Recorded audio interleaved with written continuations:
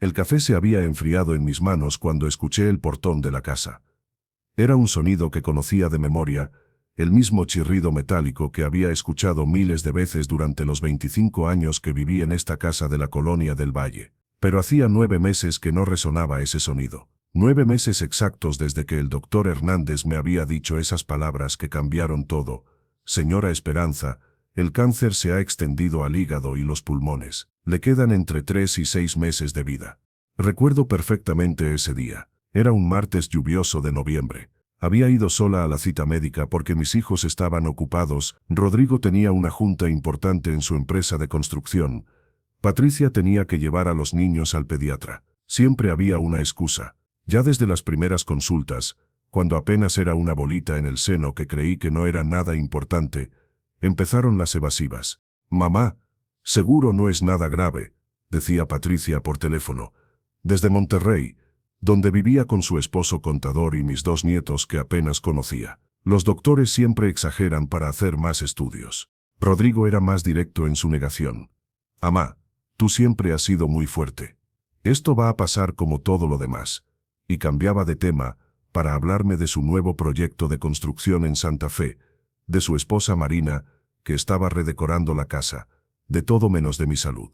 La primera vez que mencioné la palabra cáncer, después de la biopsia, fue como si hubiera pronunciado una maldición. Patricia lloró por teléfono y me dijo que tomaría el primer vuelo, pero al día siguiente me llamó para decirme que no podía dejar a los niños, que su esposo tenía una auditoría importante en el trabajo. Rodrigo vino a visitarme, pero se quedó parado en la sala, incómodo, mirando todo menos a mí.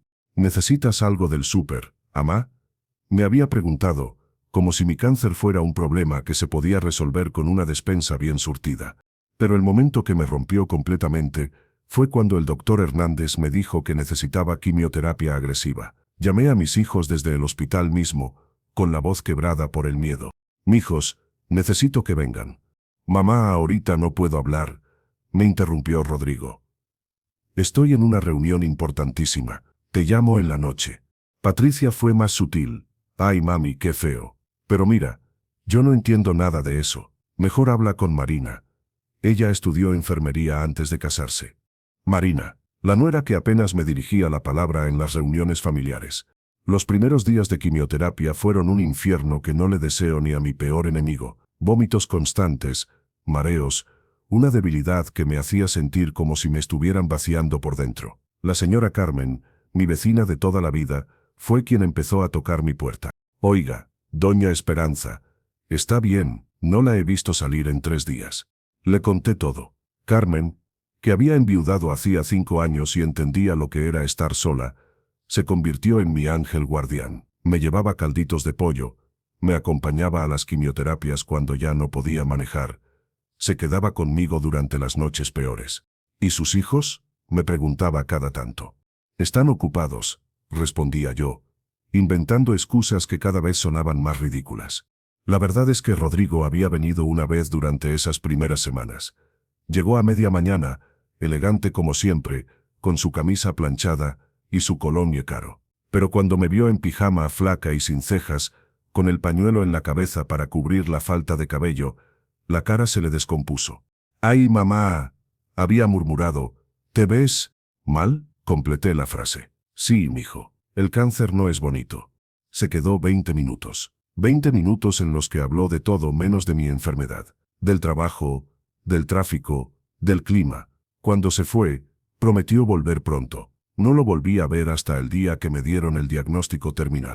Patricia vino una semana después, con los ojos llorosos y abrazándome como si fuera de cristal. Pero durante toda la visita estuvo contestando llamadas de su esposo, viendo mensajes de las maestras de los niños, organizando su vida desde mi sala mientras yo trataba de explicarle lo que los doctores me habían dicho. «Mami, esto es muy fuerte para mí», me dijo antes de irse. «Yo siempre te he visto tan fuerte, tan invencible. Verte así me duele mucho». Como si su dolor fuera más importante que el mío. Me levanté despacio de la mesa de la cocina, donde había pasado tantas mañanas preparando el desayuno para mis hijos cuando eran pequeños, donde había ayudado a Rodrigo con sus tareas de matemáticas, donde había consolado a Patricia cuando su primer novio la dejó. Ahora esa cocina parecía demasiado grande para mí sola, llena de memorias que se sentían como fantasmas. A través de la ventana, vi dos siluetas conocidas caminando por el jardín delantero. Rodrigo y Patricia, mis hijos, después de 9 meses de silencio. Rodrigo llevaba el mismo traje azul marino que usaba para las ocasiones importantes. Patricia vestía de negro, como si viniera de un funeral. Mi funeral, quizás. El día que se fueron, había sido el peor de mi vida. Peor incluso que cuando me dieron el diagnóstico terminal. Era un domingo por la mañana, 3 semanas después de que el doctor Hernández me dijera que ya no había nada más que hacer médicamente. Mamá, necesitamos hablar, me había dicho Rodrigo, más serio que nunca. Patricia estaba sentada a su lado en el sofá, evitando mirarme directamente. Dime, mijo. Esto se está volviendo muy difícil para todos nosotros, comenzó, con esa voz que usaba cuando dirigía juntas en su oficina. Verte deteriorarte de esta manera es insoportable. ¿Insoportable para quién?, pregunté, aunque ya sabía la respuesta. Para nosotros, admitió Patricia con voz pequeña. Mamá, nosotros no sabemos cómo hacer esto, no sabemos cómo verte morir. Y creen que yo sí sé, les había gritado esas palabras, con una fuerza que no sabía que aún tenía. Creen que para mí es fácil. Rodrigo se había puesto de pie, como si mis gritos lo ofendieran. Mamá, tienes que entender nuestra posición. Nosotros tenemos familias propias, responsabilidades. Los niños de Patricia están preguntando por qué su abuela está siempre enferma. Mi esposa está teniendo pesadillas después de verte la última vez. Tu esposa, repetí con amargura. Claro. Es más importante que Marina duerma bien a que yo muera acompañada. No digas eso, murmuró Patricia. ¿Que no diga qué? ¿La verdad? Rodrigo había respirado profundo, como preparándose para dar un golpe definitivo. Mamá, hemos estado hablando con el doctor Hernández. Dice que hay casas de cuidado muy buenas, donde te pueden atender mejor que nosotros. ¿Hospicios? La palabra había salido como un escupitajo. Lugares especializados, corrigió Patricia rápidamente.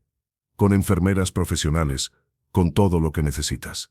Lo que necesito son mis hijos, les había dicho, sintiendo cómo se me quebraba la voz. Lo que necesito es no morir sola. Pero ya habían tomado la decisión. Lo pude ver en sus caras, en la manera como evitaban mis ojos, en cómo Rodrigo jugaba nerviosamente con las llaves de su coche, ansioso por irse. ¿Ya eligieron el lugar?, pregunté con una calma que no sentía. Hay uno muy bueno en Coyoacán, dijo Patricia, con jardines bonitos, actividades. ¿Cuándo? El próximo martes, respondió Rodrigo. Ya hablamos con la administración. Solo necesitamos tu autorización. Me quedé callada por un momento que se sintió eterno. Afuera, la señora Carmen regaba sus plantas como todas las mañanas. La vida continuaba normal para todos los demás mientras la mía se desmoronaba. No, dije finalmente. ¿Cómo? Patricia se veía confundida. Que no voy a ir a ningún hospicio. Esta es mi casa. Aquí nació su padre. Aquí nacieron ustedes. Aquí me voy a morir si Dios quiere. Rodrigo se había puesto tenso. Mamá, no seas terca. No puedes cuidarte sola. He estado cuidándome sola desde que ustedes decidieron que era más fácil ignorar mi enfermedad. Eso no es justo, protestó Patricia. Que no es justo, ¿saben lo que no es justo? Criar a 2 hijos durante 30 años, darles todo lo que tenía y más, trabajar 16 horas diarias para pagarles la escuela privada, quedarse sin vacaciones para que ustedes pudieran estudiar la universidad, y que cuando más los necesito, me abandonen porque les da miedo verme enferma. Las palabras habían salido como una avalancha que llevaba guardando desde el primer diagnóstico. Patricia empezó a llorar, pero no me conmovió. Ya había llorado demasiado sola en esa casa. Mamá, había dicho Rodrigo con voz cansada. Esto no es abandono. Es protegernos todos. ¿Protegerse de qué? ¿De la realidad? ¿De la muerte? Pues déjenme decirles algo. La muerte llega para todos, mijos. Y cuando les llegue a ustedes, espero que sus hijos sean más valientes de lo que ustedes están siendo. Se habían ido esa misma tarde. Patricia llorando. Rodrigo callado y tenso. Antes de salir, él se había volteado desde la puerta. Si cambias de opinión sobre el hospicio, llámanos. Y si ustedes cambian de opinión sobre ser mis hijos, ya saben dónde vivo. Había cerrado la puerta y me había quedado recargada contra ella, escuchando cómo se alejaba el coche de Rodrigo. 9 meses después, Ahí estaban otra vez, caminando por mi jardín como si nada hubiera pasado. El timbre sonó 2 veces. Corto, impaciente, como si tuvieran prisa, o como si estuvieran nerviosos. Caminé hasta la puerta principal, pasando por la sala donde aún colgaban las fotografías familiares que ellos habían dejado atrás. Rodrigo en su graduación de ingeniero, con esa sonrisa orgullosa y yo a su lado, reventando de felicidad. Patricia el día de su boda, radiante en su vestido blanco, abrazándome como si fuera la persona más importante del mundo. Fotos de mis nietos que apenas conocía, porque vivían en Monterrey y las visitas se habían vuelto cada vez más escasas, incluso antes del cáncer. Había una foto en particular que me detuvo un momento, unas navidades de hace 5 años, cuando aún éramos una familia completa. Estábamos todos en esta misma sala, después de la cena navideña. Rodrigo había llevado guitarra, y habíamos cantado villancicos hasta muy tarde. Patricia había insistido en que jugáramos lotería con los niños, y yo había ganado gritando, «lotería», tan fuerte que los vecinos se asomaron a ver qué pasaba. En esa foto todos reíamos, parecía de otra vida. Respiré profundo y abrí la puerta. Por primera vez en 9 meses, vi las caras de mis hijos. La expresión de sorpresa de Patricia fue casi cómica. Sus ojos se abrieron como platos y retrocedió un paso, como si hubiera visto un fantasma. En cierta forma, supongo que eso era exactamente lo que había visto. Rodrigo se quedó paralizado, con la boca ligeramente abierta, sosteniendo un ramo de flores que claramente había comprado con prisa en el puesto de la esquina. «Mamá», murmuró Patricia, su voz apenas un susurro. «¿Estás viva?» Completé la frase con una sonrisa que no llegó a mis ojos. «Sí, mija, todavía estoy aquí. Siento decepcionar». Rodrigo se recompuso primero. Siempre había sido el más calculador de los dos, el que mejor sabía ocultar sus emociones detrás de una fachada profesional. «Mamá, qué gusto verte. Te ves bien». Mentía descaradamente. Había perdido 25 kilos, no 20 como había pensado inicialmente. Mi cabello había vuelto a crecer, pero ahora era completamente blanco y ralo. Las arrugas se habían multiplicado en mi rostro como líneas en un mapa de caminos difíciles. Tenía la piel amarillenta por los medicamentos, y mis manos temblaban ligeramente, un efecto secundario de la inmunoterapia, que probablemente sería permanente. Pero estaba viva, parada, respirando, hablando. Y eso claramente no era lo que esperaban encontrar. «Pasen», les dije, apartándome de la entrada. «Supongo que tienen sus razones para estar aquí después de 9 meses». Entraron con cautela, como si pisaran territorio enemigo, o como si esperaran que en cualquier momento me desplomara y confirmara lo que habían venido a constatar. Patricia llevaba un vestido negro, que no le había visto antes, de corte elegante y caro. Rodrigo vestía su mejor traje, el mismo que usaba para funerales y ocasiones solemnes. Las señales eran obvias. Nos sentamos en la sala, el mismo sofá donde solíamos ver las novelas los domingos por la noche, cuando aún éramos una familia. El mismo donde Patricia había llorado por su primer desamor, y donde Rodrigo había anunciado que se casaría con Marina. Los cojines seguían hundidos en los lugares donde cada uno solía sentarse. Rodrigo siempre a la derecha, Patricia en el centro, yo en mi esquina favorita desde donde podía ver a todos. El silencio se extendió incómodo, llenando el espacio como humo espeso. Podía escuchar el tic-tac del reloj de pared, el mismo que había estado ahí durante 20 años. Podía oír los ruidos familiares de la casa, el refrigerador encendiéndose, el crujido de las maderas viejas, el sonido de los niños jugando en la calle. Todo normal, todo igual, excepto que nada era igual. Patricia carraspeó finalmente, jugando nerviosamente con su bolsa. «Mamá, nosotros, bueno, pensábamos que ya estaría muerta». La palabra cayó como una piedra en agua quieta, creando ondas de incomodidad que se extendieron por toda la sala. El doctor Hernández también lo pensaba. Todos lo pensaban, incluso yo. Rodrigo se inclinó hacia adelante, con esa expresión que ponía cuando trataba de entender un problema complicado en el trabajo. «¿Qué pasó? ¿Te curaste? Hubo un error en el diagnóstico». Les conté entonces lo que había pasado después de que se fueran, palabra por palabra, detalle por detalle, como si fuera importante que entendieran cada paso del camino que había recorrido sola. Cómo había seguido con la quimioterapia durante 2 meses más después de que se fueran, completamente sola, tomando el microbús de la madrugada hasta el Hospital General, porque ya no tenía fuerzas para manejar. Cómo la señora Carmen se había convertido en mi sombra, acompañándome a las citas cuando ya no podía caminar bien, cargándome prácticamente cuando los mareos me tumbaban en plena calle. Carmen se levantaba a las 5 de la mañana para llevarme al hospital, les dije, viendo cómo Patricia bajaba la mirada. Una señora de 70 años, con artritis en las rodillas, cargando con mi bolsa de medicamentos porque yo no podía. Les conté de las noches en vela, vomitando hasta que solo salía bilis, aferrada al excusado de este mismo baño donde Patricia había aprendido a maquillarse y donde Rodrigo se peinaba antes de las fiestas de la preparatoria. Les conté de las veces que marqué sus números desde el teléfono de la sala, esperando que contestaran, colgando antes de que sonara el primer timbrazo porque el orgullo pesaba más que la necesidad. Dejé el tratamiento cuando los doctores dijeron que ya no había nada más que hacer. Continué, viendo cómo Rodrigo se removía incómodo. Era abril, hacía 4 meses que no sabía nada de ustedes. Patricia había empezado a llorar silenciosamente, pero yo no me detuve. Necesitaban escuchar todo. El doctor Hernández me mandó a casa a morir. Me dio morfina para el dolor y me dijo que llamara a la familia para despedirme. ¿Saben a quién llamé? Ninguno respondió. A nadie, porque mi familia me había dejado claro que esto era demasiado doloroso para ellos. Mamá, por favor, murmuró Rodrigo.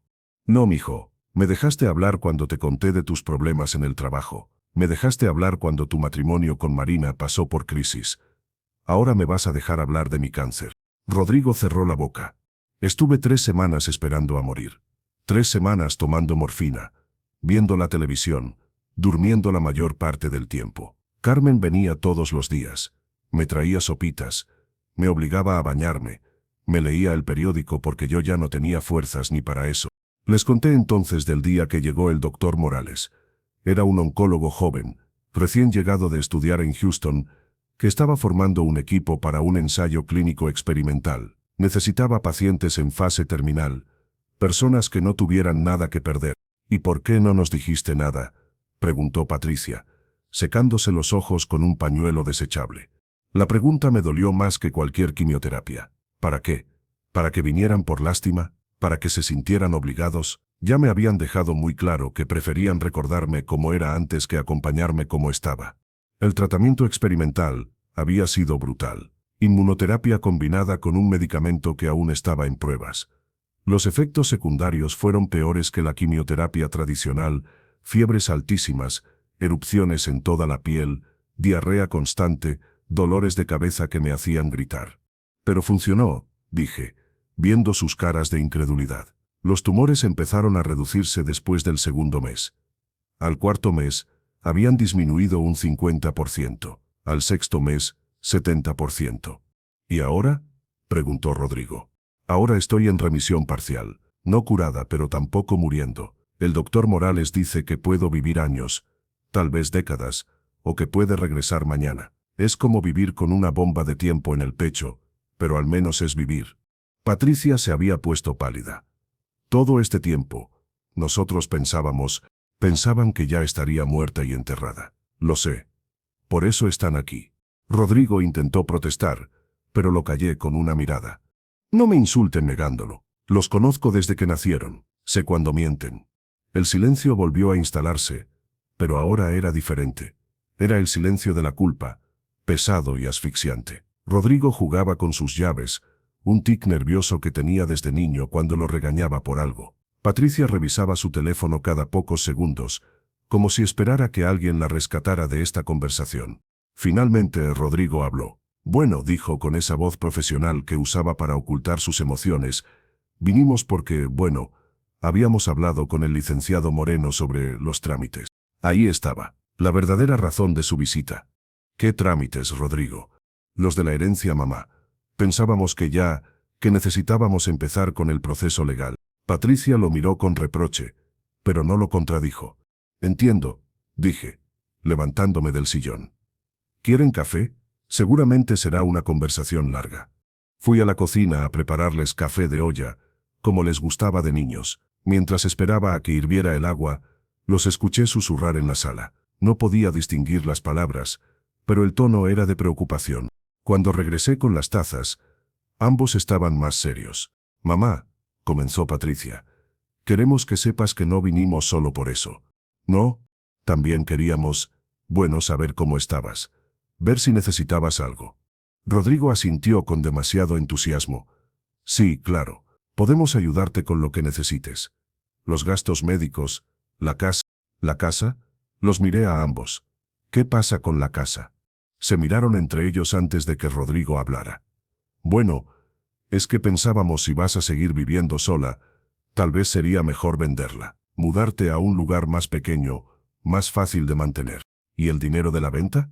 Podríamos invertirlo, dijo Patricia rápidamente, en algo que te dé rendimientos. Para tu futuro. Su futuro. Como si todavía creyeran que me quedaba poco tiempo. ¿Saben cuánto vale esta casa? Les pregunté. Rodrigo carraspeó. Bueno, hicimos algunas consultas con inmobiliarias. Por el terreno y la ubicación, podría estar en unos 3 millones de pesos. 3 millones. Había comprado esta casa con mi esposo por 300.000 pesos 25 años atrás. Habíamos trabajado 12 horas diarias en la ferretería para pagarla. Rodrigo había dado sus primeros pasos en este jardín. Patricia había aprendido a andar en bicicleta en esta banqueta. ¿Y mis ahorros? Pregunté. ¿También hicieron consultas sobre eso? La cara de Patricia se puso roja. Mamá, no es eso. Sí, es exactamente eso. Me levanté y fui al mueble donde guardaba mis papeles importantes.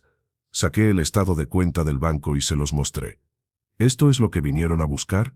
Los números en el papel mostraban 18 millones de pesos, los ahorros de toda una vida trabajando, más el seguro de vida de su padre, más las inversiones que había hecho con la ayuda del licenciado Moreno. Mamá, no malinterpretes, empezó Rodrigo. ¿Que no malinterprete qué?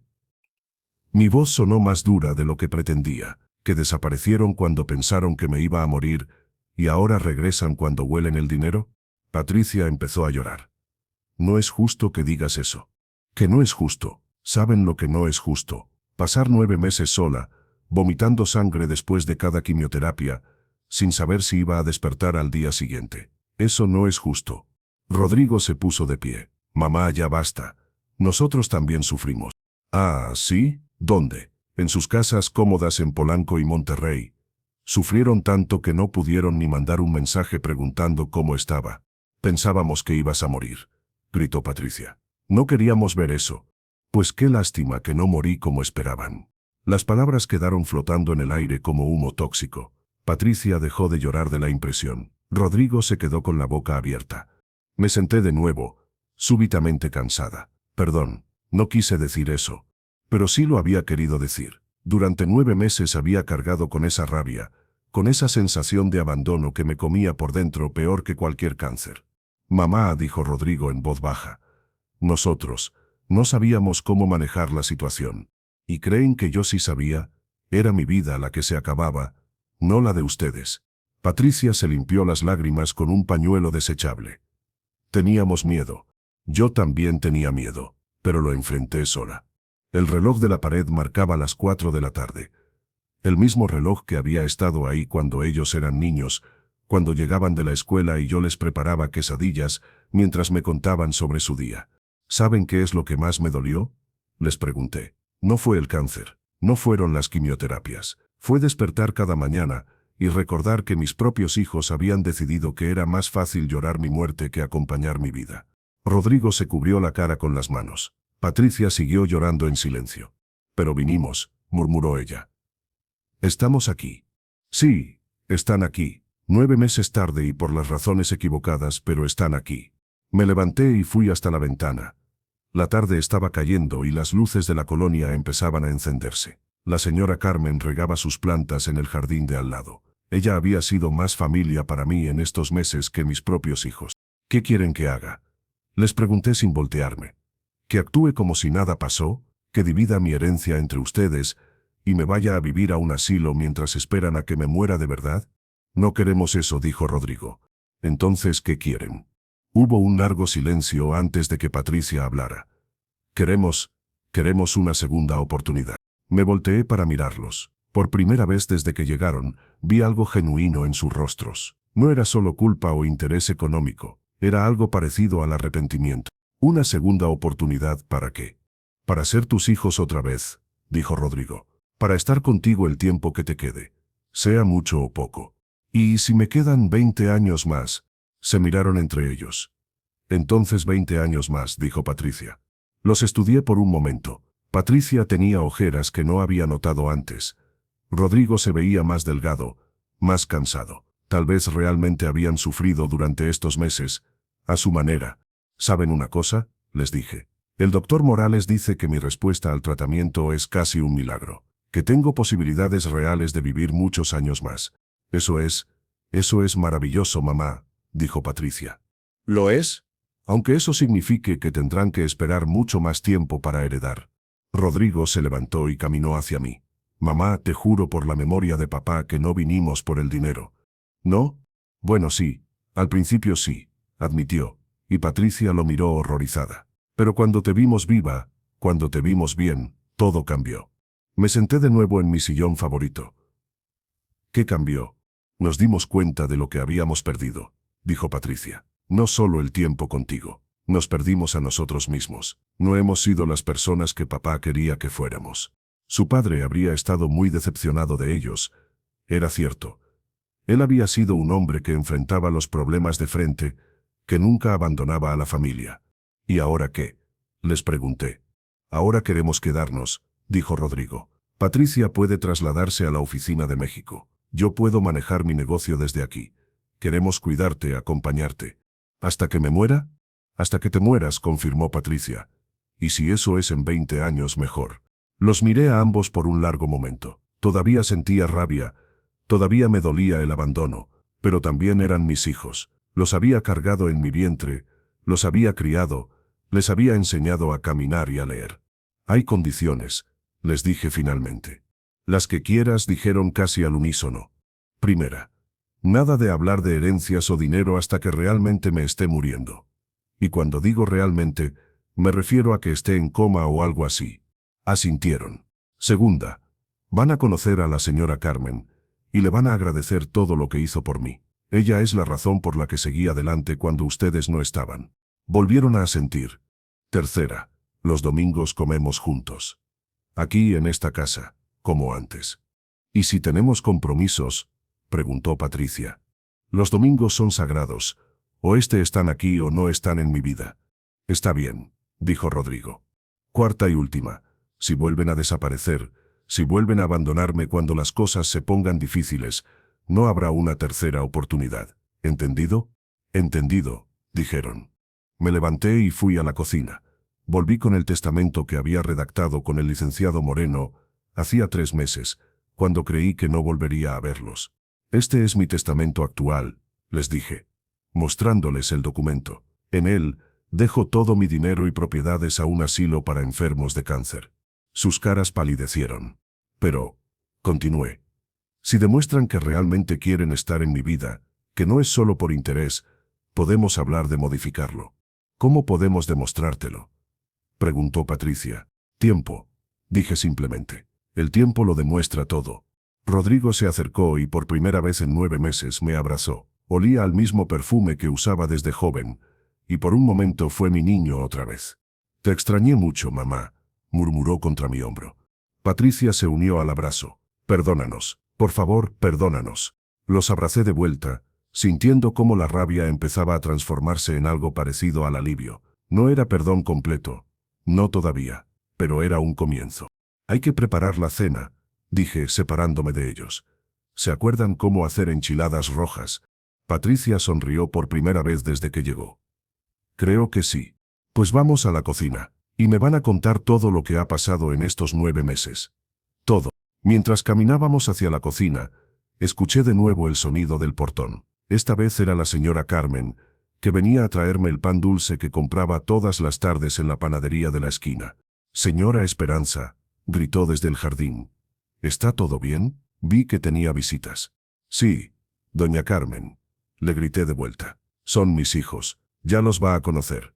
Patricia y Rodrigo se miraron, entendiendo que su regreso a mi vida también significaba entrar en mi nueva rutina, conocer a las personas que habían ocupado el lugar que ellos dejaron vacío.